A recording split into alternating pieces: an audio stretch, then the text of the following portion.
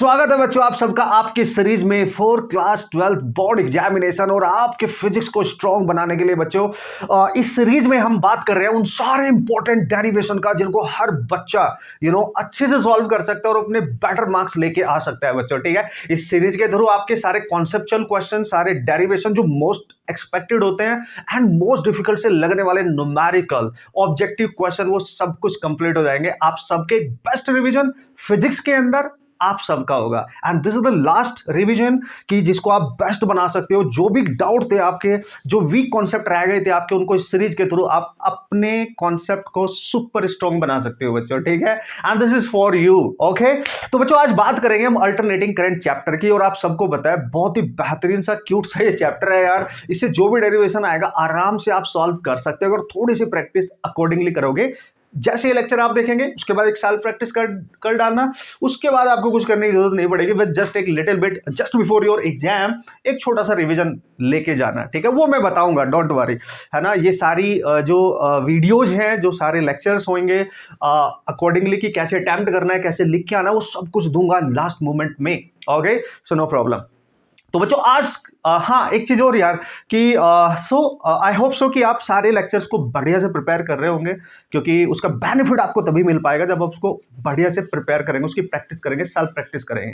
Understood? Yes, कोई भी doubt आता है विदाउट एनी हेजिटेशन आप सब बता सकते हैं, पूछ सकते हैं सवाल। ओके ओके बच्चों, जल्दी से स्टार्ट कर लेते हैं अपना ये लेक्चर। आपके अल्टरनेटिंग करंट का जितने भी इंपॉर्टेंट डेरिवेशन इसमें आपको मिलेंगे, कॉन्सेप्चुअल क्वेश्चन मिलेंगे, उनके हम डिस्कशन कर लेंगे और कैसा भी आएगा फिर हम फोड़ के आएंगे, बढ़िया से लिख के आएंगे, बढ़िया से प्रेजेंटेशन देके आएंगे। ओके, सबसे पहला जो मैंने यहाँ पे डिस्कस करना है आपके साथ, जिसके आने की प्रोबेबिलिटी हमेशा रहती है, उस पर क्वेश्चन भी आते हैं, आई मीन न्यूमेरिकल भी आते हैं, ये मतलब मान के चलो आप, even in board examination as well as in competitive examination. Okay, तो सबसे पहले उसने बोला एक रेजिस्टेंस है आर एंड एक कैपेसिटर है C, both are connected in series. तो यार ये आरसी सर्किट बन गया ना भाई, तो शुरुआत हो जाती है हमारी आरसी सर्किट से ही, है ना। तो उसमें क्या क्या पूछेगा सर, तो जब उसको एसी सोर्स के थ्रू अप्लाई करेंगे तो वो पूछ रहा है पीक वोल्टेज निकालो across the register across the capacitor. एक तो ये पूछ रहा है, मतलब पीक वोल्टेज निकालना है, वोल्टेज निकालना है तो आई आर मतलब करंट चाहिए और उसका रेजिस्टेंस चाहिए, जिसको हम सर्किट का इंपीडेंस कहते हैं। याद आएगा अभी बताऊंगा। उसके बाद फेज डिफरेंस बताना है अप्लाइड वोल्टेज और करंट के बीच में, और कौन सी वैल्यू है इसमें जो लीड करेगी, उसके अहेड जा रही होगी। ठीक है, ये सब बताना है, मतलब जो हमें आरसी सर्किट में सीखना चाहिए वो सब कुछ उसने पूछ लिया है। तो कमाल की बात है, तो बस देखते रहना। तो सबसे पहले वो बात कर रहा है पहले क्वेश्चन में बच्चों की आरसी सर्किट बनाना है भाई हमने, और उसके बारे में सारी डिस्कशन कर लेनी है। ठीक है, तो आरसी सर्किट में बच्चों अगर मैं आपको बता दूं, this is your resistance and this is your capacitor, both are connected in series very very clearly, और इनको हम एक एसी सोर्स यहाँ पे अप्लाई करेंगे and this is the AC source obviously. So this is the symbol of the AC source, और जो इसका वोल्टेज होता है ना गाइज, वो तो टाइम वेरिंग होता है, उसको आप लिखेंगे V nought sine of omega T, और ये इसकी पीक वोल्टेज होती है, this is your peak voltage. तो यहां पे जो आप V ले रहे हो ये that is the instantaneous voltage, है ना। और दूसरी जो नेक्स्ट जो वोल्टेज होती है वो RMS वोल्टेज होती है, और आपको पता है पीक वोल्टेज RMS में क्या रिलेशन होता है। ठीक है, तो अगर मैं मान लूं इस plus side that is minus side, है ना, अगर मैं प्लस पॉजिटिव साइकिल इसको दे रहा हूं, क्योंकि हमें पता है इसका जो साइकिल होता है वो इस तरीके से दिखेगा आपको। ठीक है, वोल्टेज वर्सेस टाइम का जो साइकिल होगा इस तरीके से आपको दिखेगा ऑब्वियसली। तो पॉजिटिव इधर ये plus and this is minus. ठीक है, तो यहां से करंट अगर स्टार्ट होती है तो बच्चों आप सबको पता है दोनों में जाने वाली करंट तो सेम है। ठीक है, दोनों में जाने वाली करंट तो सेम है, लेकिन ऑब्वियसली इसके एंड के अक्रॉस जो वोल्टेज ड्रॉप होगा यहां पर, इसी के नाम से लिख देंगे, this is resistance R, this is capacitor of the capacitance C. इसका जो वोल्टेज होगा, इस ये प्लेट 1 है, ये प्लेट 2 है, इसके अक्रॉस जो यहां पे देखो, इसकी प्लेट यहां पे कनेक्ट है ना, एक प्लेट यहां पे है, दोनों के अक्रॉस जो भी वोल्टेज ड्रॉप होगा दैट इज वीसी।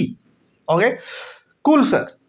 बच्चों आपको पता है क्या कैलकुलेट करना है, आपको निकालना है ये जो सोर्स है इसको कितना पीक वोल्टेज सप्लाई कर रहा है। तो पीक वोल्टेज निकालने के लिए आपको करंट और उसका रेजिस्टेंस पता होना चाहिए ना भाई, वो सब हम निकाल लेंगे। But before that what we have to find, हमें क्या निकालना है, हमें इसका इंपीडेंस निकालना है। तो सबसे पहले निकाल लेते हैं sir impedance of the circuit. ठीक है, इंपीडेंस ऑफ सर्किट, इस सर्किट का बच्चों आपको इंपीडेंस निकालना है। चलो पूरा ही लिख देता हूं यार। ओके, तो यार देखते रहना, क्योंकि न्यूमेरिकल भी आएंगे और इसके न्यूमेरिकल भी बहुत अमेजिंगली हम सॉल्व कर सकते हैं और हर साल आते हैं, मतलब कमाल की बात है। थोड़ी सी मेहनत करके, थोड़ी सी प्रैक्टिस करके एक अच्छा स्कोर आप गेन कर सकते हो, ठीक है। इंपीडेंस का मतलब है बच्चों, इसमें जो भी एलिमेंट यूज हुए हैं ना, जैसे रजिस्टर है, कैपेसिटर है, उनका ओवरऑल नेट रेजिस्टेंस, उसको हमने इंपीडेंस का नाम दिया, and that is denoted by Z, है ना, net resistance of the circuit you can say. तो यार ये निकालने का सबसे बेहतरीन तरीका क्या है, आप अगर ध्यान से देखेंगे इस इंपीडेंस को, अगर आप फाइंड आउट करना चाहते हैं तो हमें ये देखना पड़ेगा कि भाई ये रजिस्टर है और ये कैपेसिटर है, तो इनका फेजर डायग्राम आप देख लो। सबसे पहले फेजर डायग्राम, ठीक है, तो ये बना लो आप, क्योंकि इसके आगे भी जरूरत पड़ेगी। कभी कभी तो फेजर डायग्राम भी पूछ लेता है 1 मार्क्स में कि just draw the phasor diagram of this circuit, तो वो भी आपको पता होगा। तो यार फेजर डायग्राम सबसे आसान तरीके से, अगर एक्स एक्सिस पे आपने करंट बनाई है तो जो वोल्टेज होगा वो वाई एक्सिस पे बनाएंगे, और ये इसका ओरिजिन है ऑब्वियसली। तो अगर थोड़ा सा आपको याद है, मैं आपको बता दूं थोड़ा सा नोट करके ये, क्योंकि हर सर्किट में काम आएगा। सो बिफोर जो भी डेरिवेशन आप कर रहे हो, जो भी कॉन्सेप्चुअल क्वेश्चन आप कर रहे हो, छोटे से ये पॉइंट आपको पता होने जरूरी है। अगर हम एसी सोर्स को प्योरली रेजिस्टिव सर्किट्स के साथ कनेक्ट करते हैं बच्चों, ध्यान से समझना, तो इसमें जो करंट होगी और इसका जो वोल्टेज होगा इसके अक्रॉस, इनके बीच में फेज एंगल 0 डिग्री होता है। मतलब जिधर को करंट है उधर को इसका वोल्टेज बनाएंगे, इसका मतलब होता है इसका फेजर डायग्राम, मतलब the graph between the current and the applied voltage across that element, okay. तो इनके बीच का फेज एंगल 0 हो जाता है। बट अगर इस एसी सोर्स को हम रेजिस्टेंस को ना दे के कैपेसिटर के अक्रॉस अप्लाई कर दे, प्योरली कैपेसिटिव सर्किट जिसको कहते हो आप, तो यार इसमें जो भी करंट जाएगी और इसके अक्रॉस जो भी वोल्टेज होगा, इनमें 90 डिग्री का फेज डिफरेंस होता है, यानी फाई यहाँ पे π/2 होता है। एक तो ये याद रखना है। दूसरा, इन दोनों में ना जो आपने करंट दी है और जो वोल्टेज यहाँ पे अप्लाई करा है, इन दोनों में 90 डिग्री का फेज डिफरेंस है। तो ये 90 डिग्री का फेज डिफरेंस का मतलब क्या है, मतलब इसमें करंट लीड करती है, वोल्टेज से ज्यादा आगे चल रही होती है 90 डिग्री से। तो हम ये लिखेंगे, अगर भाई यहाँ पे करंट है एक्स एक्सिस पे, तो देखो वोल्टेज वाई एक्सिस पे होगा, तो अगर करंट लीड कर रही है तो इसका वोल्टेज हम डाउन बनाते हैं, दैट इज वीसी, और इससे आगे होती है π/2, ये याद रखना है, ठीक है। तो वीसी यानी कैपेसिटर का जो वोल्टेज है वो नेगेटिव डायरेक्शन में बनाते हैं वाई की, इतना याद रख सकते हो, यस सर। और बच्चों अगर वहां पे केवल एक कॉइल है, मतलब इंडक्टर है ना, ये तो पता ही होगा ना यार सबको, दैट इज इसका सेल्फ इंडक्टेंस होता है एल, और अगर इसको आप कनेक्ट कर दोगे, देखो ये याद रख लो थोड़ा सा, फिर वो कोई भी डेरिवेशन पूछेगा, आई गारंटी आप सॉल्व करेंगे, आई गारंटी आप कंफ्यूजन में नहीं पड़ेंगे, आई गारंटी आपसे गलतियां नहीं होंगी, राइट। आप बार बार भूल जाते हो ना, वो सब नहीं होगा। तो जब इसमें करंट जाएगी ना गाइस, इस केस में करंट लैग बिहाइंड होती है, वोल्टेज लीड करता है। मतलब कॉइल के केस में वोल्टेज 90 डिग्री से ही लीड करेगा, फेज डिफरेंस तो 90 ही रहेगा। तो सर कैसे बनाएंगे, करंट अगर आपने यहां पे बनाई है ना बॉस, तो इसका वोल्टेज ऊपर वाली साइड, पॉजिटिव वाली साइड बना देंगे, दैट इज VL, और करंट से ये देखो एरो देखो इसका, ये 90 डिग्री आगे। तो सर मुझे ये याद रखना है कि रेजिस्टेंस के केस में both are in same direction, क्योंकि उनके बीच का एंगल 0, यस। कैपेसिटर के केस में करंट आगे चलती है 90 डिग्री, वोल्टेज पीछे, तो वोल्टेज डाउन बनाएंगे, यस। और कॉइल के केस में वोल्टेज ऊपर और current obviously horizontally X axis पे आपने बनानी है, और उसमें वोल्टेज लीड करता है, करंट लैग बिहाइंड होती है, सेम एंगल 90 डिग्री से। बस इतना रिजल्ट याद रख लो, मजा आ गया। और ये कौन सा केस है, आर भी है सी भी है। तो आर के केस में करंट की डायरेक्शन में होता है वोल्टेज, तो वोल्टेज तो बना दो इधर, ग्रेट सर, बिल्कुल यही रिजल्ट यूज कर लो भाई, मजा आएगा ना। आपको बता रहा हूं, आपको सॉल्व नहीं कराऊंगा, आपको सिखाऊंगा भी, जिससे आप भूलो ना बार बार, राइट। अब देखो, अब इसके केस में हमने अभी भी पढ़ा, इसका जो वोल्टेज होता है वो करंट से 90 डिग्री डाउन चलता है, मतलब पीछे चलता है, तो उसका वोल्टेज बच्चों इधर जाएगा, एंड दैट इज VC। तो आप देख सकते हो इस पॉइंट पे 2 वोल्टेज है, एक इधर और एक इधर, और दोनों के बीच में जो एंगल दिख रहा है वो 90 डिग्री दिख रहा है, तो उनका रिजल्टेंट वोल्टेज इधर जाएगा, क्योंकि भाई 2 वेक्टर आपने पढ़ा होगा, वेक्टर ए वेक्टर बी, उनके बीच में 90 डिग्री का एंगल है, तो रिजल्टेंट वेक्टर आप निकाल सकते हो। रिजल्टेंट वेक्टर कैसे निकालेंगे बच्चों, दैट इज इन सब का a² अंडर रूट में प्लस b², याद आया फॉर्मूला, तो हम लिखेंगे VR का स्क्वायर प्लस VC का स्क्वायर। तो जो आपका रिजल्टेंट वोल्टेज यहाँ पे दिख रहा है ना बच्चों, वो दिख रहा है अंडर रूट में VR का स्क्वायर प्लस VC का स्क्वायर। और ये जो रिजल्टेंट वोल्टेज है, करंट वाली एक्सिस के साथ जो भी एंगल बनाएगा वो इनके बीच में होता है phase difference between the resultant and the current in the circuit, okay. तो हमें बताइए नेट वोल्टेज है भाई, ओवरऑल नेट वोल्टेज है, और हमें पता है V = IR होता है, तो इसमें जो नेट करंट है I, तो हम इसकी जगह लिख सकते हैं IR। चूंकि ये वोल्टेज इन सब का कॉम्बिनेशन है, तो इसका जो R होगा रेजिस्टेंस, वही इसका इंपीडेंस होता है, यानी ओवरऑल नेट रेजिस्टेंस। तो V की जगह लिखेंगे IZ, और बच्चों आप सबको पता है जो वोल्टेज अक्रॉस रेजिस्टेंस है उसमें करंट जा रही है आई और उसका रेजिस्टेंस है आर इंडिविजुअल, तो इसको लिखेंगे आई आर और इसका हो जाएगा स्क्वायर, प्लस इसको लिखोगे आप आई।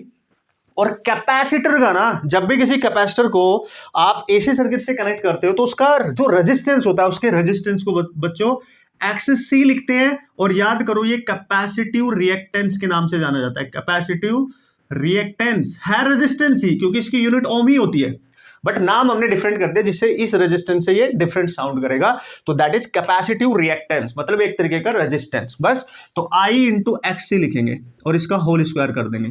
ठीक है गाइस, तो यहाँ पे आई पहले से है, जेड हो गया, यहाँ से आई अंदर से कॉमन ले लो, देखो आई स्क्वायर कॉमन आ गया, रूट से बाहर तो आई बचेगा, अंडर रूट में क्या बचेगा are square plus X C का होल स्क्वायर, आई कैंसिल, तो बच्चों इंपीडेंस आ गया आपका, that is R square plus X C का whole square. This is your impedance of this circuit, the net resistance of this circuit. This is the complete derivation of impedance. Okay, तो sir हमारे से क्या पूछा है? अब अगर Z आ गया ना भाई, कुछ भी निकाल दो यार, कुछ भी whatever, तो सब Z पे डिपेंड करता है, करंट से लेके पावर फैक्टर से लेके सब कुछ इसी पे डिपेंड करेगा। अक्रॉस रेजिस्टेंस और कैपेसिटर के इंडिविजुअल वोल्टेज निकालना हो, इसके अक्रॉस वोल्टेज ये, इसके सब कुछ इसी पे डिपेंड करेगा। तो देखो नेक्स्ट पार्ट हमारे से, अब जो पार्ट हमारे स्टार्ट होंगे वो क्या क्या पूछा गया है यहां से हम कर लेते हैं। ठीक है, तो सबसे पहला उसने पूछा पीक वोल्टेज अक्रॉस, इसके अक्रॉस पीक वोल्टेज क्या होगा, यानी पीक वोल्टेज अक्रॉस यानी V इक्वल टू होता है आई आर, तो पीक करंट इनटू उसका रेजिस्टेंस ले लेंगे। ठीक है, तो पीक करंट क्या होती है इस सर्किट में, जो पीक करंट जा रही है वो पीक वोल्टेज पे डिपेंड करेगी। अगर आपको मैं बता दूं करंट इक्वल, देखो V, पीक करंट निकालनी है तो पीक वोल्टेज लेना है, तो आई आर ऐसे याद रखना है। ठीक है, तो हम निकालेंगे, इसकी जगह लिखते हैं V नोट बाई आर, और चूंकि पीक करंट पूरे ये सोर्स ने पूरे सर्किट को सप्लाई करी है तो इसकी जगह ले लेंगे हम Z, तो आई नोट हमारा आएगा V nought by overall resistance Z। Done, तो बस यहां पे लिखेंगे आप this is V nought into R तो है ही, और नीचे आ जाएगा Z की वैल्यू पुट कर सकते हो बच्चों, this is what under root, ये आ गया देखो R square plus X C का स्क्वायर। यह आ गया पहला आंसर आपको, peak voltage across resistance. Understood? Yes.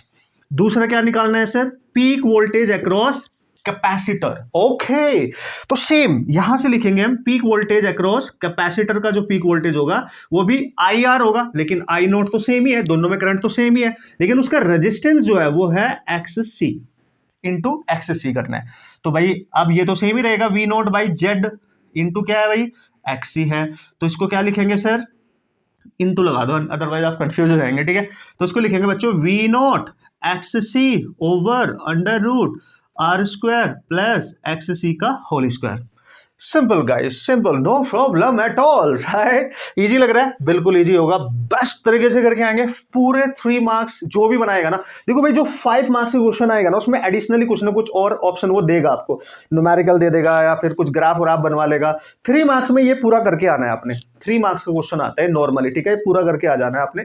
एक तो उसने ये पूछा था कि भाई दोनों के अक्रॉस इंडिविजुअल पीक वोल्टेज निकाल दो, निकाल दिया। नेक्स्ट क्या पूछा है बच्चों, अगर मैं आपको बता दूं phase difference between the applied voltage and current, और इसमें से लीड कौन कर रहा है। तो भाई लीड कौन कर रहा है तो तुम्हें मैंने पहले बता दिया, जब भी रेजिस्टेंस के साथ कैपेसिटर होगा तो करंट लीड करेगी। अंडरस्टूड? अगर रेजिस्टेंस के साथ एल होगा मतलब इंडक्टर कॉइल होगी तो वोल्टेज लीड करेगा। समझ गए? वोल्टेज। तो यहां पे आरसी सर्किट है तो कैपेसिटर के केस में current is the leading quantity. तो ये तो आप ऐसे ही कर सकते हो। अब now how to find phase difference. अगर बच्चों आपने फेज डिफरेंस निकालना है, उसने पूछा भाई फेज डिफरेंस निकालो, यानी फाई किसके बीच में, देखो अभी बनाया मैंने phi between I and applied voltage, जो नेट वोल्टेज होगा। ठीक है, तो यार देखो ना, जब आपने ग्राफ बना दिया और ये एंगल भी आपको पता चल गया कि भाई ये फाई होता है, तो यहां से एक परपेंडिकुलर ड्रॉप करो ना, और ये 90 डिग्री है ना, तो जब भी फाई निकालना पड़े ना, फाई फेज डिफरेंस पूछे ना अल्टरनेटिंग करंट वाले चैप्टर में, राइट, तो भाई आपने हमेशा टेन थीटा का यूज करना है ऑलवेज। तो यहां पे देखो टेन थीटा यूज करो, यानी टेन फाई, फाई यानी परपेंडिकुलर ओवर बेस। तो ये बेस कितना है इसका, वी आर है, और ये परपेंडिकुलर ये वाली लाइन पे क्या है, वी सी है सर। तो ये दिस बाय दिस, तो ये बन जाएगा बच्चों V C by V R, या तो वोल्टेज के टर्म्स में रख दो या V equal to I R apply कर दो, तो करंट सेम है, और इसका रेजिस्टेंस जो होता है सी वाले का एक्स सी, और करंट सेम है, इसका होता है आर, ये कैंसिल। तो बच्चों 10 फाई आपके पास आ गया, that is X C by R, यानी फाई को आप लिख सकते हो 10 inverse of X C by R. खत्म कहानी बॉस।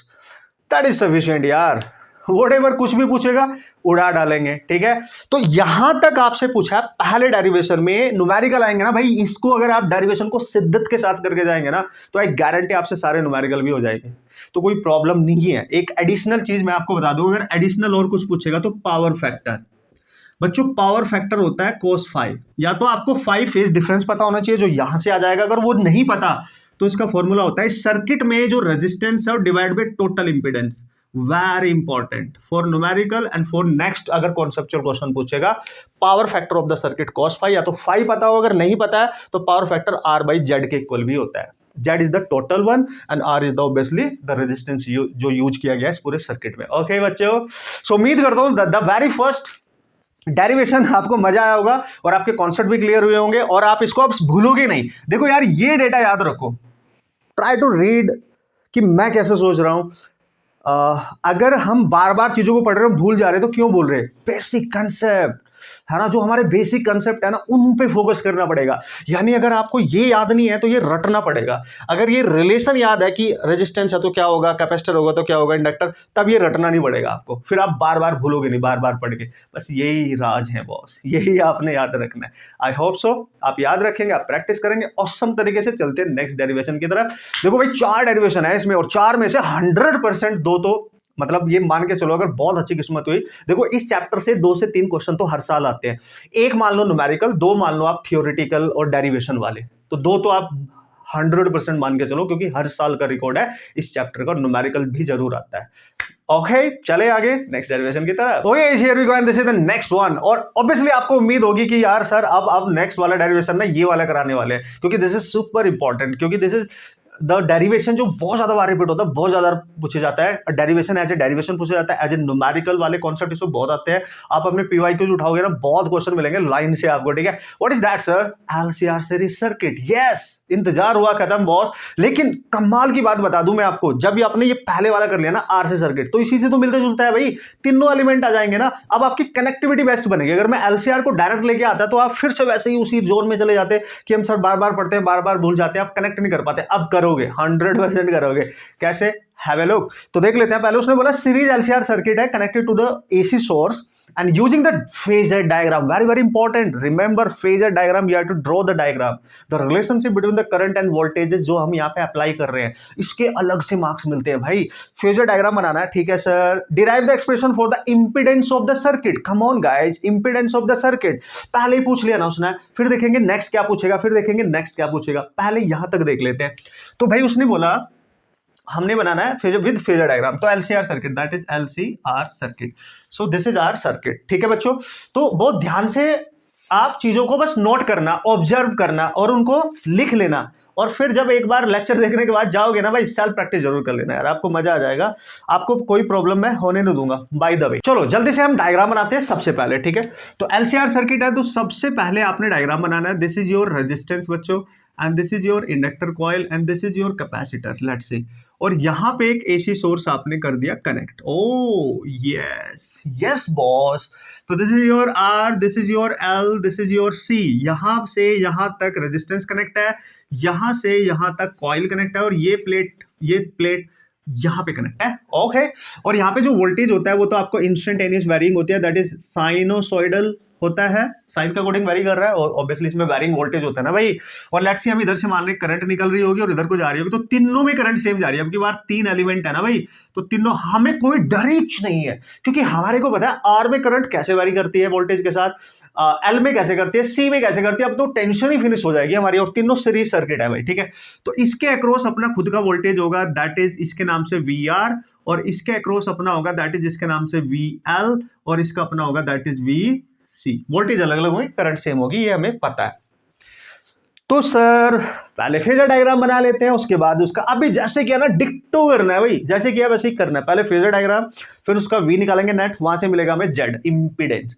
इंपीडेंस निकालने के बाद करंट निकालो, पावर फैक्टर निकालो, व्हाटएवर, फेज एंगल निकालो, कुछ भी जो आपको चाहिए वो मिलेगा, है कि नहीं। चलो तो डायग्राम बना दिया, बिल्कुल। अब हम बनाएंगे नाउ फेजर, ये जरूर करना है फेजर डायग्राम, ठीक है, ऑफ सर्किट, ठीक है। बच्चों इस सर्किट का फेजर डायग्राम बना लो और राज करोगे आप, ठीक है, आई गारंटी बॉस, भूलोगे नहीं बार बार। Okay, so what is that sir? देखो बच्चों, अभी बताया ना मैंने, पहले एक्स और वाई एक्सिस ड्रॉ कर लेते हैं। देखो फेजर डायग्राम में दोनों बता देता हूं कि दोनों कैसे कैसे बनते हैं, और लाइन डायग्राम, फेजर डायग्राम किस तरीके से आपने यहाँ पे ड्रॉ करना है। तो लेट्स सी, एक डायग्राम आपने बनाना है फॉर, जिससे कैलकुलेशन थोड़ी इजी दिखेगी। कैलकुलेशन के लिए ये बनाएंगे, फिर दूसरा बनाऊंगा आपके लिए, ठीक है, जिससे आप थोड़े से और स्मार्ट हो जाएंगे बॉस, है ना। कोई कोई कोई एक तो याद रहेगा एटलीस्ट। तो इधर बनाएंगे ऑब्वियसली हम current, and this is your origin point, और वोल्टेज बनाएंगे हम वाई एक्सिस पे। अंडरस्टूड? जब करंट आर में जाएगी तो उसका वोल्टेज तो करंट की डायरेक्शन में होता है, अभी पढ़ा था हमने, बिल्कुल पढ़ा था सर। तो टेंशन क्यों ले रहे हो? नहीं लेने का बॉस, मैं हूं ना आपके साथ। फिर जब एल में जा रही है करंट, यानी इसमें जा रही है, तो ये वोल्टेज 90 डिग्री आगे होता है। इंडक्टर कॉइल का वोल्टेज 90 डिग्री आगे है, तो करंट यहां तो इससे आगे इधर जाएगा, तो this is VL। Oh great sir, yes बच्चों। और जब C में जाएगी तो करंट आगे होते हैं, वोल्टेज पीछे, तो उसका वोल्टेज डाउन बनाएंगे। अंडरस्टूड? यस। और हम ये मान के चलेंगे बच्चों कि यहां पे ये मान के चलना है कि VL इज ग्रेटर देन अगर VC। आप ये भी मान सकते हो कि VC is greater then VL, मतलब जो डोमिनेटिंग फैक्टर है वो आपने कोई ना कोई चूज करना है। तो अगर मैं मान लूं, यहां देखो 3 वोल्टेज हो गए ना यार, 3 वेक्टर है, एक वेक्टर इधर है, एक वेक्टर इधर है, ये दोनों वेक्टर एक दूसरे के अपोजिट है, और दो वेक्टर जब अपोजिट होते हैं तो उनका डिफरेंस होता है नेट रिजल्टेंट। डिफरेंस होता है ना A माइनस B, जब उनके बीच का एंगल 180 डिग्री हो। आप देख लो इनके बीच कितना एंगल है टोटल, ये 180, तो इनका रिजल्टेंट। तो हम मान लेंगे if VL is greater then VC, मान के करेंगे ना भाई। अगर हम मान लेते हैं ये वाला ज्यादा है इससे, तो ये डोमिनेट करेगा इसको, तो इनका रिजल्टेंट इसके अकॉर्डिंग निकालेंगे, मतलब दिस माइनस दिस करेंगे, A minus B, B minus A कर सकते हो अगर B को ज्यादा मान लो, यानी इसको। अंडरस्टूड? तो बच्चों इसका ओवरऑल जो सर्किट बनेगा ना, आप देखो दोबारा बना रहा हूं मैं, इधर है आपका VR, और अब इसका नेट रिजल्टेंट इधर आएगा, दैट इज दोनों का डिफरेंस VL माइनस VC, इन दोनों का रिजल्टेंट।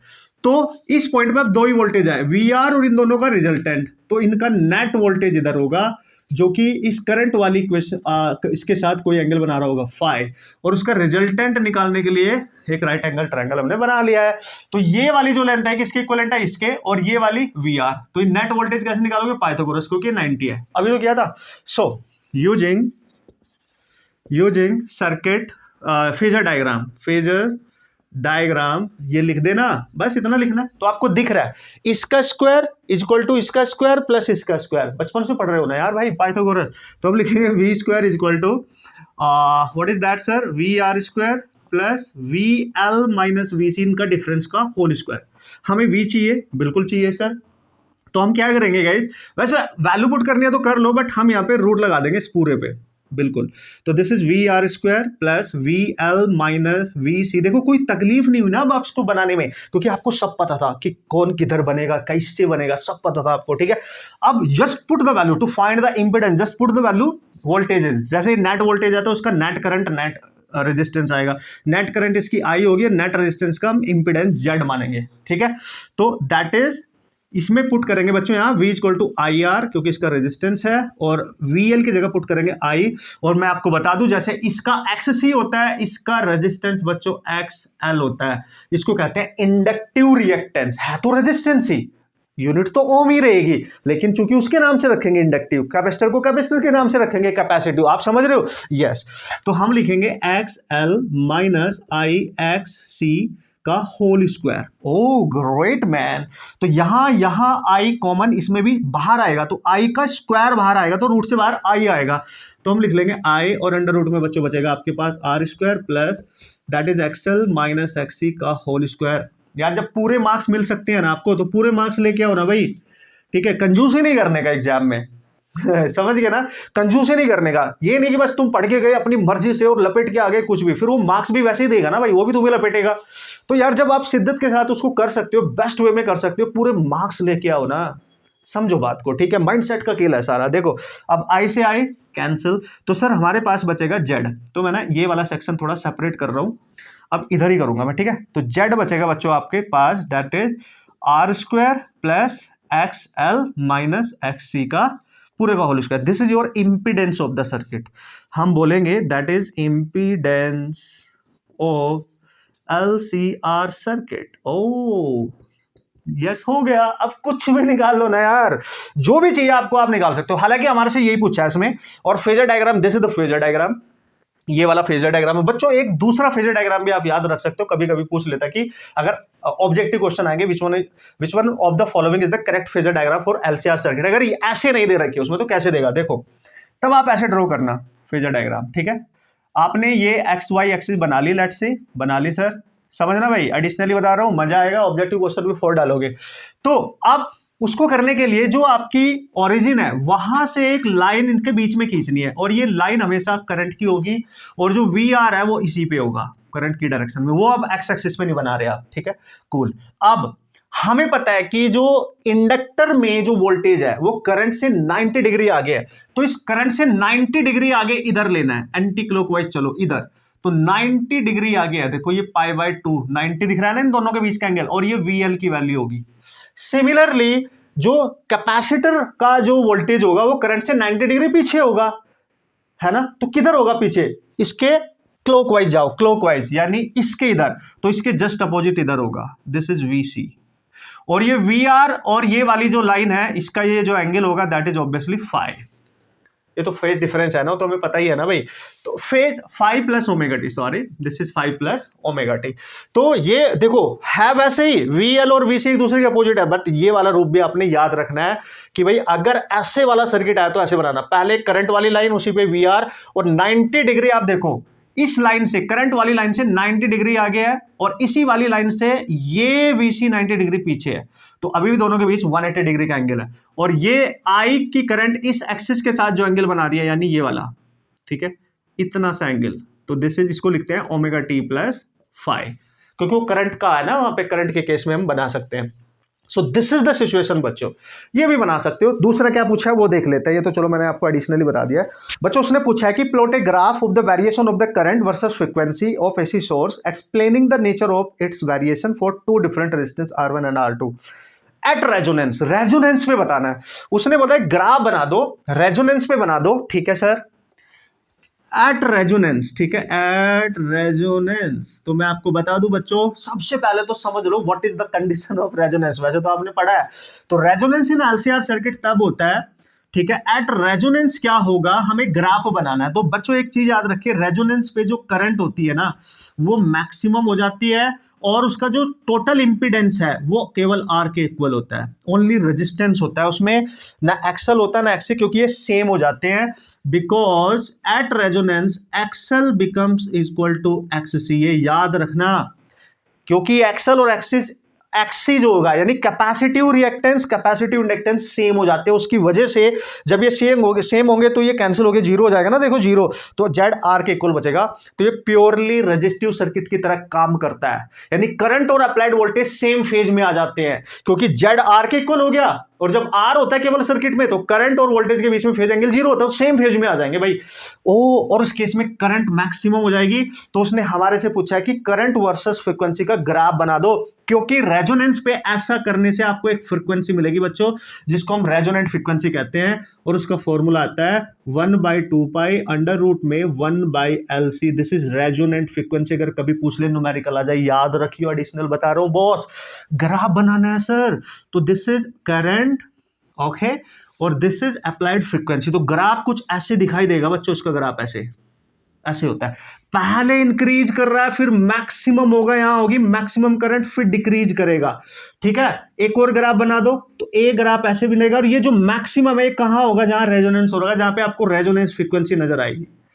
तो आप ध्यान से देखेंगे, उसने बोला 2 रेजिस्टेंस है जिसमें R1 भी है और R2 भी है, और R2 ज्यादा है R1 कम है। अब देखो, अगर आपको करंट को देखना है तो भाई हमें पता है भाई जो करंट होती है, करंट को हम क्या लिखते हैं, V/Z, ठीक है, V/Z, और Z में क्या है, R है, तो देखो R नीचे आ रहा है, यानी आप लिखोगे V/√, में बच्चों रेजोनेंस पे Z की जो वैल्यू है वो तो डायरेक्ट R के इक्वल आ गई है, देख लो, that is direct equal to R, ये रिकरेंट है ना, क्योंकि रेजोनेंस पे Z R हो जाता है केवल, तो R, तो जिसका रेजिस्टेंस ज्यादा उसकी करंट कम होगी, यानी उसका ग्राफ का पीक पॉइंट कम नीचे बनेगा।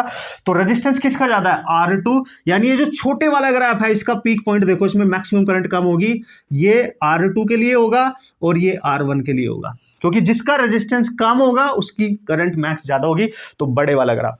तो this is how you have to draw the graph, very very important. सब कुछ आपके सामने, कुछ भी पूछा जाएगा आराम से आप सर्किट ड्रॉ करके आ सकते हैं, बता सकते हैं, ठीक है। तो अगर आपसे पूछे prove the condition of resonance and find the frequency, तो भाई ये करना, आप उसको बता देना at resonance XL equal to XC होता है जब इनकी वैल्यू पुट करोगे ना। अच्छा ये भी याद दिला दूं मैं कि सर इनकी वैल्यू क्या होती है, बच्चों यही बता रहा हूं, अलग से नोट कर लेना, जिससे अगर कोई डेरिवेशन और चेंज करके आएगा ना तो आप उसको हैंडल कर पाओ। एक्सएल की बच्चों वैल्यू होती है ओमेगा इंटू एल, और एक्ससी की वैल्यू होती है 1/ओमेगा सी, ठीक है। और ओमेगा आप सबको पता ही है, दैट इज 2πf। ये फ्रीक्वेंसी इन हर्ट्ज होती है और ये एंगुलर फ्रीक्वेंसी होती है रेडियन पर सेकेंड। जब इसको इक्वल करोगे तो वहां से ओमेगा आएगा और ओमेगा को 2πf लिख सकते हैं आप, वहां से एफ आ जाएगा। This is the case. Cool है, कूल है, बिल्कुल सुपर कूल है सर। एक ये रहा। अब देखो ध्यान से, अगर आपसे फेज एंगल भी पूछ ले कि सर इसमें ना फेज एंगल भी निकाल दो, फेज डिफरेंस जो होता है, तो मैंने बोला tan थीटा निकालना है। फेजर डायग्राम से देखो tan फाई निकालो, यहां से tan फाई जब आप निकालोगे बच्चों तो परपेंडिकुलर ओवर बेस, परपेंडिकुलर पे क्या है VL माइनस VC और बेस पे क्या है VR। बच्चों जब इसको ओपन करोगे आई कैंसिल हो जाएगा, तो XL minus XC by R, यहां से आपका tan फाई आएगा। ये वो क्वेश्चन है जो एडिशनली पूछे जाएंगे अपार्ट फ्रॉम द आपके डेरिवेशन यहां पे आपका फिनिश हो चुका है। यहां तक पहले जेड निकाला, फिर ये जेड निकाल लिया, फिर ये सर्किट बना दिया, बस ये फिनिश हो चुका है। बस इतना ही करना था।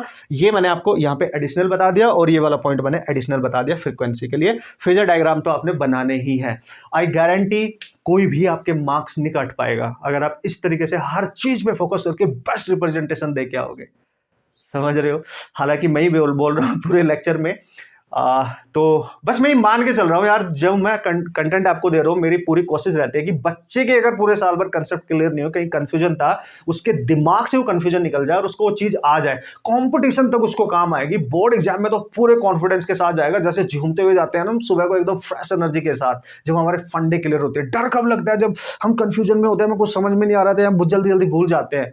तो अगर आप ऐसे पढ़ोगे ना, आप नहीं भूलोगे, प्रॉमिस है मेरा, ये करके तो देखो, बेस्ट मार्क्स आएंगे। चलते हैं नेक्स्ट डेरिवेशन की तरफ। Okay guys, here we go and this is the next derivation. Little bit lengthy होता है लेकिन बहुत आसान बनाएंगे। थोड़ा सा इसको ऐसा बनाएंगे कि हर बच्चा कर सके, इंटीग्रेशन वाले झंझट में वो ना पड़े, राइट। तो बच्चों हमें यहाँ पे डिराइव करना है relation of average power dissipated in obviously AC circuits, right. तो जब एसी सोर्स का आप यूज कर रहे हैं, उसमें कितनी एवरेज पावर डिसिपेट होती है? याद करो, डीसी में पढ़ते थे आप, है ना। डीसी सोर्स में जब करंट इलेक्ट्रिसिटी पढ़ रहे तो P इक्वल टू VI होता था ना, वोल्टेज भी कांस्टेंट, करंट भी कांस्टेंट। यहाँ पे वोल्टेज भी वेरी कर रहा है, करंट भी वेरी कर रही है, इसलिए दाजू है, इंपॉर्टेंट है।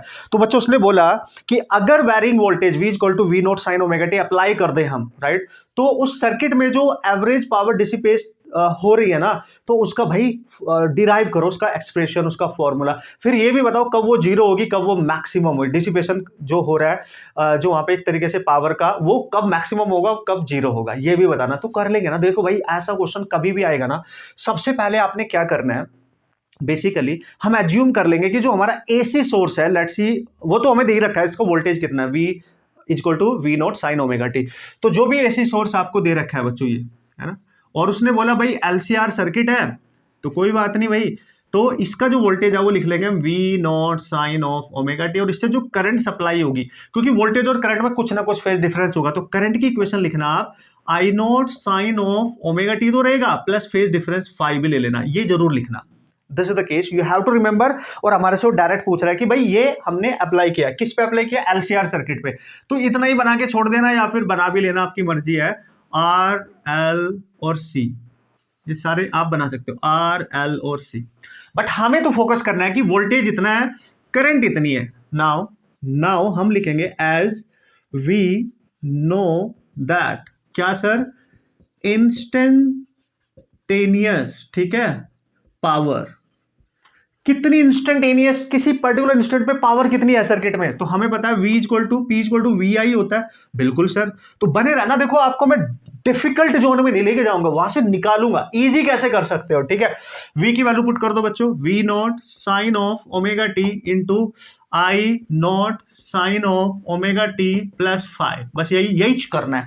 फिर आप क्या करेंगे, वी नॉट आई नॉट को अलग कर लेंगे, यहां लिख लेंगे sine of omega T into sine of omega T plus five. Oh, अब बच्चों यहां से आगे का सिस्टम थोड़ा सा आपने समझ लेना है बेहतरीन। मैं इंटीग्रेशन से आपको बता रहा हूं, तो बहुत डायरेक्ट और बहुत बेस्ट तरीके से हम इसको सॉल्व करने वाले हैं, जैसे हर बच्चा सॉल्व कर सके without any difficulty. This is the derivation, right. तो हमें तो एवरेज पावर डिस्ट्रीब्यूशन निकालना है, तो उसके लिए हम क्या करेंगे, देखो ये जो साइन के दो फंक्शन है ना, इनको एक सिंगल फंक्शन बनाना पड़ेगा आपको। तो देखो यहाँ पे साइन ओमेगा टी है, इसके एंगल को ए मान लो थोड़ी देर के लिए, पूरे एंगल को, और यहाँ sign omega T plus five है, तो ये पूरा एंगल है इसका, तो इससे तो डिफरेंट है इसको, कि इसमें एक्स्ट्रा फाइव ऐड हो रहा है ना, तो इसको एंगल बी मान लो।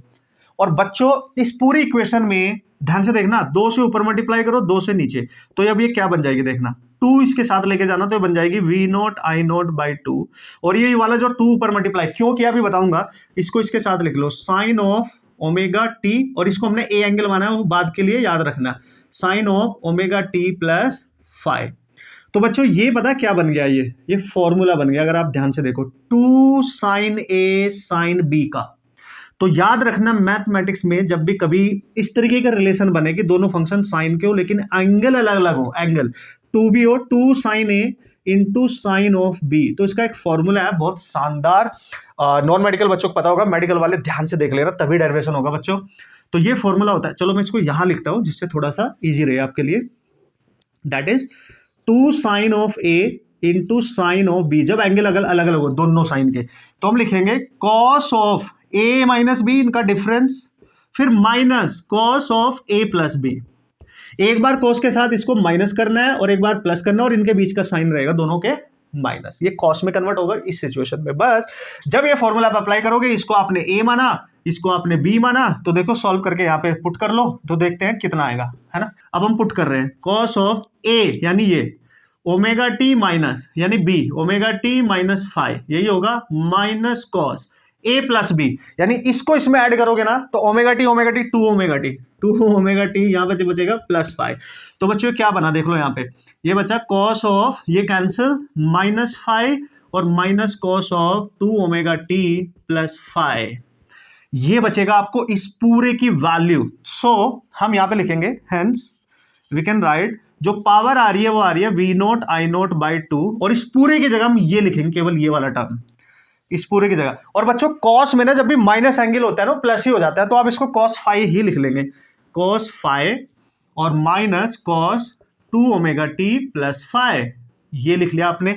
यहां से आपको एक पॉइंट जो याद रखना पड़ेगा, ये तो है सारा की फॉर्मूला डिपेंडेंट, कॉन्सेप्ट डिपेंडेंट, आपको पता होना चाहिए। इतना सेंस बच्चे को अगर हुआ तो 100% वो इसको बेस्ट तरीके से करके आएगा, रटना ही नहीं पड़ेगा। यहां पे एक चीज याद रखना है, अगर इस इंस्टेंटेनियस पावर को आपने एवरेज पावर बनाना है, ठीक है, एवरेज, तो बच्चों जो उसमें टाइम का फंक्शन वाला जो टाइम डिपेंडेंट फंक्शन है ना, जैसे cos फाइव है, इसमें टाइम नहीं है, इसमें cos 2 ओमेगा टी है, ये टाइम पे डिपेंड कर रहा है। और अगर मैं cos का ग्राफ बनाऊंगा ना बच्चों, नॉर्मली देखो cos का ग्राफ यहां से स्टार्ट होता है ऐसे, और यहां से अगर स्टार्ट हुआ है तो यहीं से इसकी एक साइकिल कंप्लीट होगी।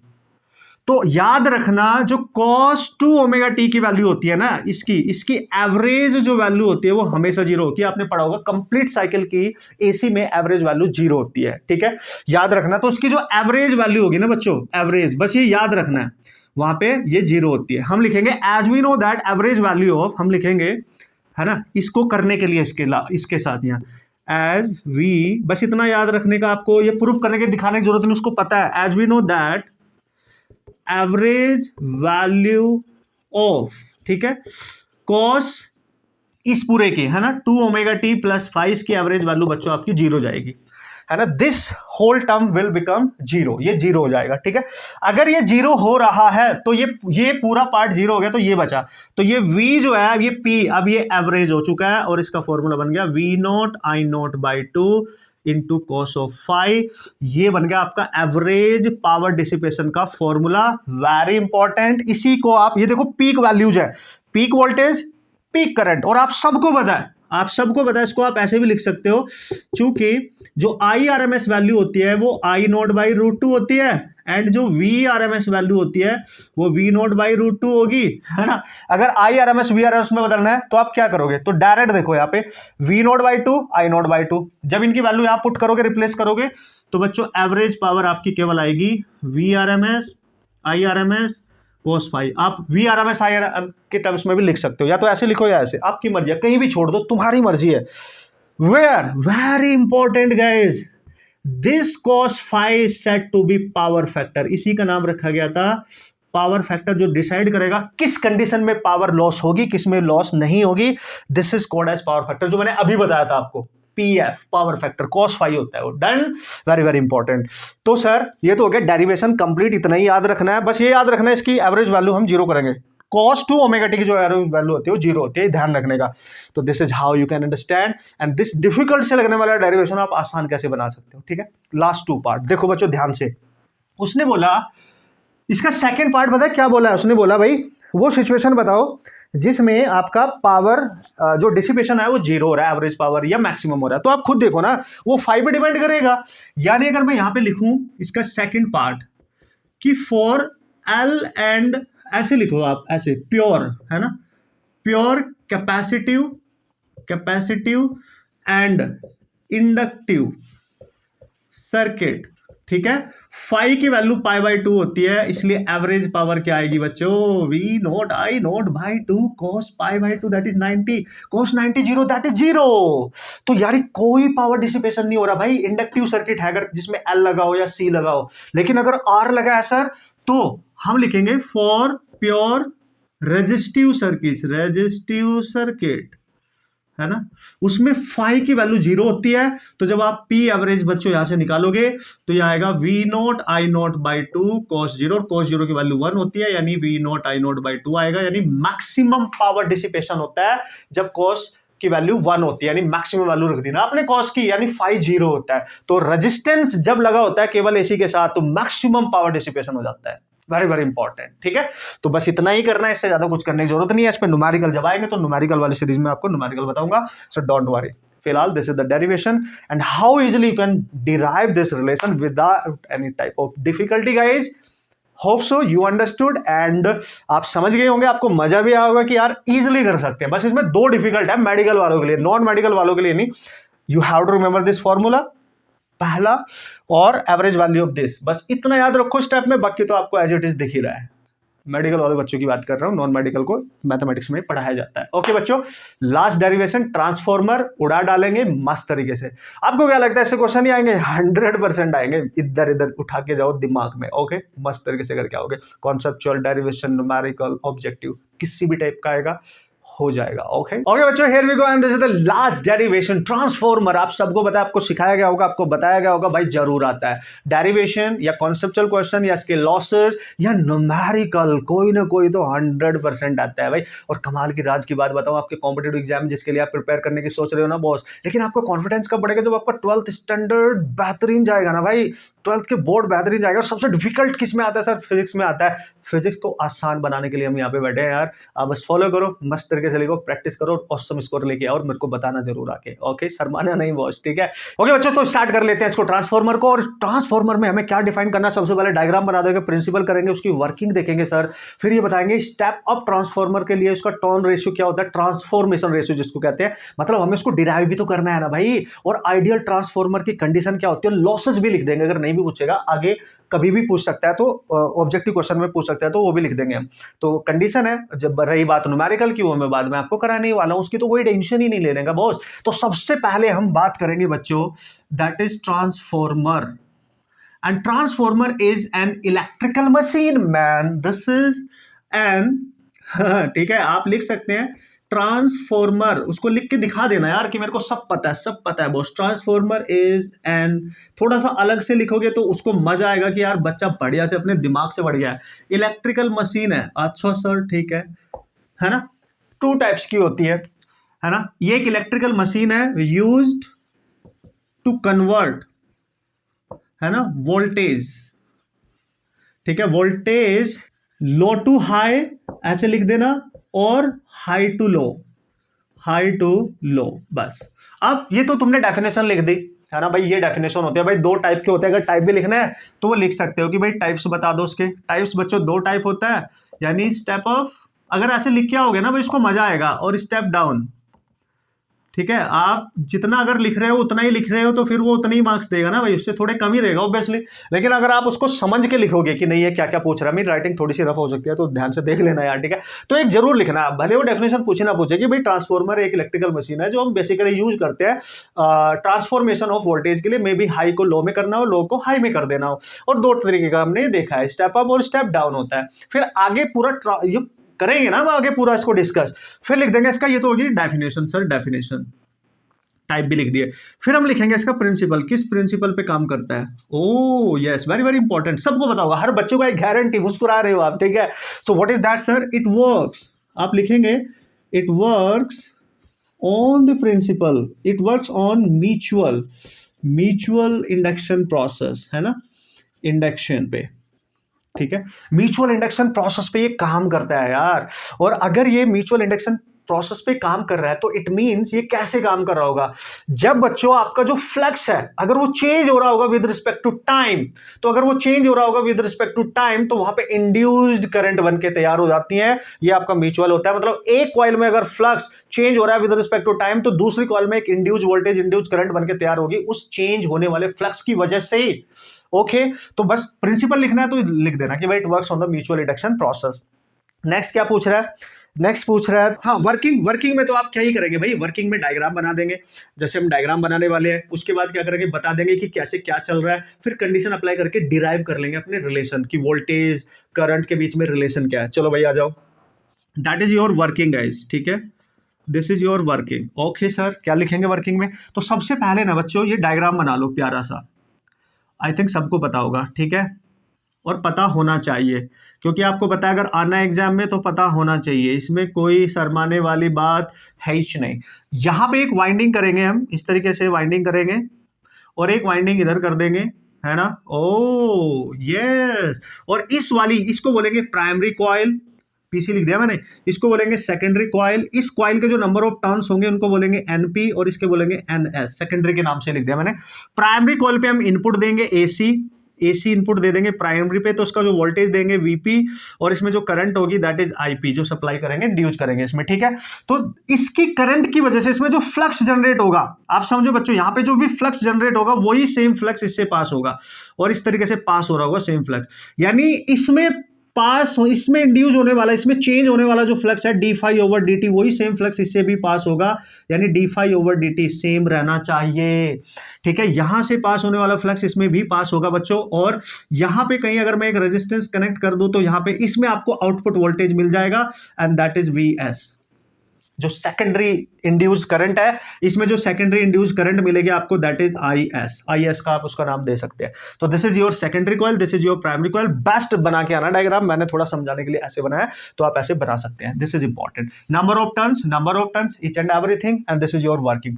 तो वर्किंग में एक लाइन आप लिख सकते हो, तो क्या लिखोगे, व्हेन हम लिख देंगे व्हेन एसी सोर्स, ठीक है, इज सप्लाइड, ठीक है, टू, है ना, when AC source is supplied मतलब करंट सप्लाइड करते हैं, अप्लाई लिख दो, ठीक है, अप्लाइड टू, है ना, primary coil, then there is induced current, किसमें बच्चों, obviously in secondary coil, in second, ऐसी को आप पूरा लिख लेना, secondary coil, primary coil, secondary coil, ये पूरा लिख लेना, ठीक है। एंड चेंजिंग फ्लक्स, ये लिख लेना जो मैंने समझा दिया वैसे, चेंजिंग फ्लक्स यानी d phi over D t linked with primary coil also passes in या थ्रू सेकेंडरी कॉइल, ये भी जरूर लिख देना, उसको मजा आएगा, वाओ यार बच्चा पूरा हवा में नहीं उड़ा रहा, लिख भी रहा है, मेरे को समझा भी रहा है, एग्जामिनर आपको बेस्ट मार्क्स देके जाएगा और घर जाके चैन की नींद सोएगा, क्योंकि आपको मार्क्स अच्छे दिए होंगे, क्योंकि आपने उसको सेटिस्फाई कर दिया ना भाई, ये बेस्ट लिख के यार, बेस्ट कंटेंट लिखा आपने, ठीक है सर, ये हमने लिख दिया वर्किंग में, बढ़िया सर, सब कुछ step by step, definition, types, principle, एक लाइन लिख दो, दैट इज वो समझ जाएगा, म्यूचुअल से ज्यादा लिखने की कोई जरूरत नहीं है, और चेंजिंग फ्लक्स होना चाहिए, लिख सकते हो वैसे वहां पे कि the flux is changing linked with the coil, okay, ये लिख सकते हो, दैट इज द वर्किंग, वो हमने यहां लिख ही दिया। अब क्या करेंगे सर, अब बच्चों ध्यान से देखो, नाउ हमें पता है यहां पे जो इंड्यूस्ड डीएमएफ होगा और यहां पे जो इंड्यूस्ड डीएमएफ होगा उसको निकालना पड़ेगा, किसका यूज करके, अब इसको मैं यहां लिख रहा हूं जिससे मेरे को एडिशनल जो भी इंफॉर्मेशन आपको देनी होगी वो यहां कर लेंगे, ठीक है।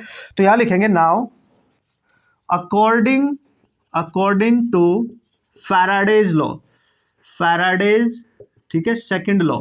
याद करो अपना बचपन बॉस, फैराडेज सेकंड लॉ क्या होता था सर? इंड्यूस्ड ईएमएफ होता था minus d phi over D t, और अगर टर्म्स भी गिवन होते हैं तो कैसे लिखते थे? Minus N d phi over D t, क्योंकि फ्लक्स चेंज होगा तभी इंड्यूस्ड ईएमएफ होगा भाई, फ्लक्स चेंज नहीं होगा तो नहीं होता है, ठीक है, इंडक्शन नहीं होगा।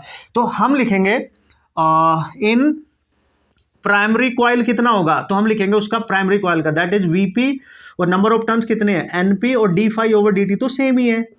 इन सेकेंडरी कॉइल आपको पता है हम लिखेंगे V S minus N S और D phi over D T. Yes, अब ये इक्वेशन आ गई फर्स्ट, ये इक्वेशन आएगी सेकेंड, दोनों को कर देंगे डिवाइड। जब दोनों को डिवाइड करेंगे तो हमें क्या मिलेगा? देखो इसको इससे डिवाइड करो तो मिलेगा वीपी ओवर वी एस।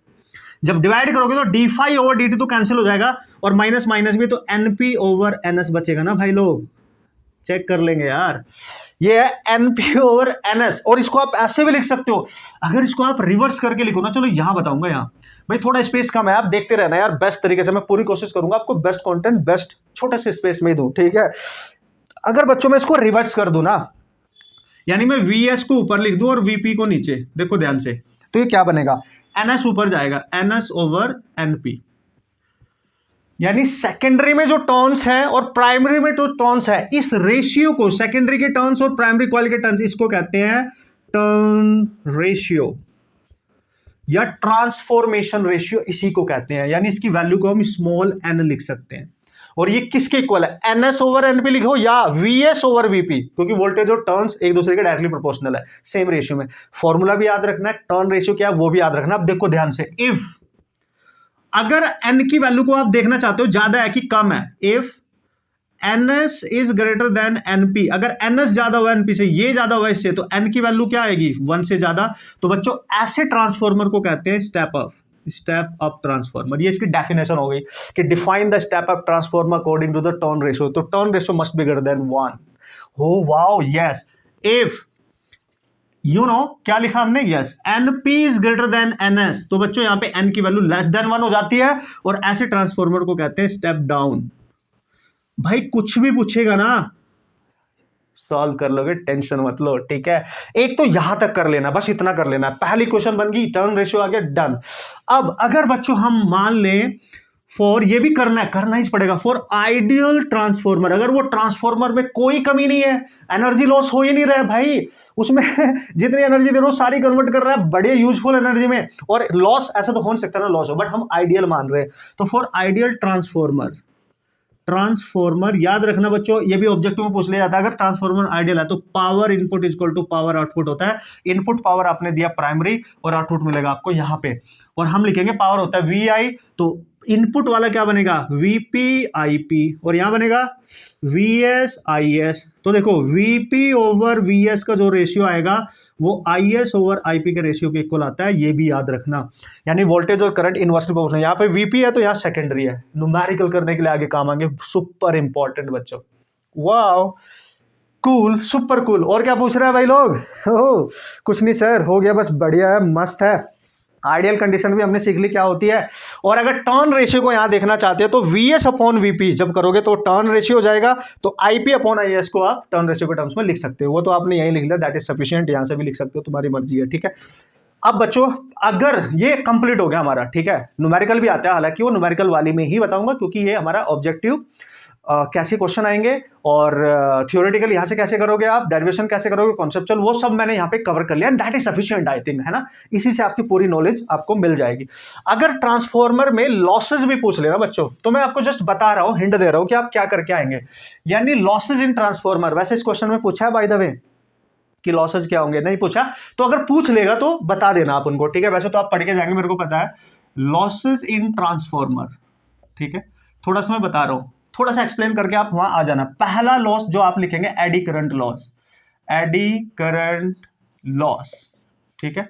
दूसरा लॉस आप फ्लक्स लीकेज लिख सकते हैं, जो फ्लक्स होता है वो लीक करता है, यानी फ्लक्स लीकेज, ठीक है, लीकेज, ठीक है। और तीसरा लॉस आप हिस्टेरिसिस लॉस भी कर सकते हैं, हिस्टेरिसिस लॉस लिख सकते हैं। बस ये लॉस अगर पूछ ले कि डिफाइन द 2 लॉस 3 लॉस तो लिख देना। एडी करंट लॉस है, due to eddy current loss वहाँ पे एक तरीके का लॉस वहाँ पे हो ही रहा है। फ्लक्स लीकेज भी हो सकता है। फ्लक्स लीकेज मतलब जो फ्लक्स यहाँ से यहाँ पास हो रहा है वो भी एक तरीके से लीक करेगा तो लॉस ही होगा ना एक तरीके से। हिस्टेरिसिस लॉस में मैग्नेटाइजेशन डीमैग्नेटाइजेशन की वजह से होता है जिसमें एनर्जी का लॉस हो जाता है। और कुछ और लिख सकते हो? नहीं, और लिखने की कोई जरूरत नहीं है। सो एडी करंट लॉस, जो आयरन कोर होती है उसमें हीटिंग इफेक्ट होता है तो उसमें करंट सर्कुलेट करने लगती है बेसिकली, तो ये आप लिख सकते हो। थोड़ा सा मैंने हिंट दे दिया, आप थोड़ा सा रिवाइज करके जरूर जाना। एंड दिस इज समथिंग जो आपको करना चाहिए बच्चों, and this is important and this is final. उम्मीद करता हूँ आपको मजा आया होगा आज के लेक्चर में, और ये टाइम आप इन्वेस्ट कर रहे हो ये वर्थ इट होगा। आप सबके लिए आपको फायदा मिलेगा। साल भर जो कॉन्सेप्ट आपको समझ में नहीं आई वो समझ आएंगे, और जो आपके डाउट्स होते हैं तो डाउट क्लियर हो जाएंगे, एंड आप कॉन्फिडेंस के साथ जाओगे अपने एग्जाम में। अब जो भी नोट्स यहाँ से आप बनाओगे अपने रिवीजन सीरीज के थ्रू वो ऑसम बनेंगे आपके, ठीक है। तो मिलूंगा नेक्स्ट लेक्चर में नेक्स्ट चैप्टर के साथ, ऑसम तरीके से उसको डिस्कस करेंगे। तब तक take care, tata bye bye, खुश रहे, प्रैक्टिस करते रहे, मेहनत करते रहे, सब कुछ आपको मिलेगा, और अपने ऊपर विश्वास रखें। ओके बच्चों, ऑल दी बेस्ट।